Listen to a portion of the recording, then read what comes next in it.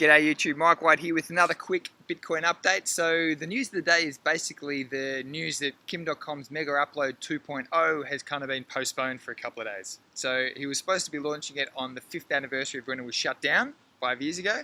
And you can see over the last day or two there's been a bit of excitement over the price. The second that he actually sent out the tweet that he wasn't going to be going ahead today, we actually had a drop. We went from about $910 down to around $9.95, so about $15 in a couple of seconds. Actually, it was pretty fast, and we've stored a little bit here. Where we are right now, we're actually at support, which we were having a look at pretty much at Christmas time last year, so we'll see if that support holds. A couple of people were asking me why I think MegaUpload 2.0 is such a big deal, and I just want to have a quick discussion on that. So MegaUpload was used by over 200 million people when it was shut down 5 years ago today. Now, MegaUpload 2.0 uses a system called Bitcash, which is kind of like a Lightning Network, you know, Bitcoin microtransaction system.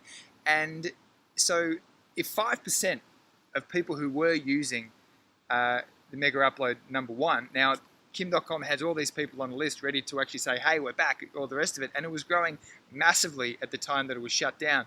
So if 5% of those people jump on board, that represents another 10 million people who are going to be introduced, whether directly or indirectly, to going to be using Bitcoin. Now, I think that's a massive deal because depending on who you speak to or the stats that you look at, it's really hard to tell. The number of people who actually use Bitcoin or hold Bitcoin is either, you know, a couple of million up to maybe 10 or 15 million.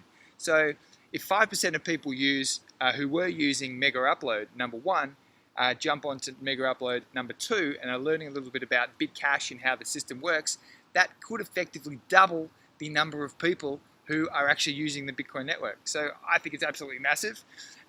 If we have a look at his tweet that he actually sent out the other day, okay, so he's just got a little bit of spin doctoring, you know, day or two, top secret, yay. So hopefully this will be resolved within a few days, and we'll see how we go. So I'll keep you updated. Other than that, yeah, we've got Trump coming in, yay, boo, however you feel. Bitcoin's going to be moving either way. So stay tuned, like, subscribe. Any questions, just let me know. See you in the next video. Cheers.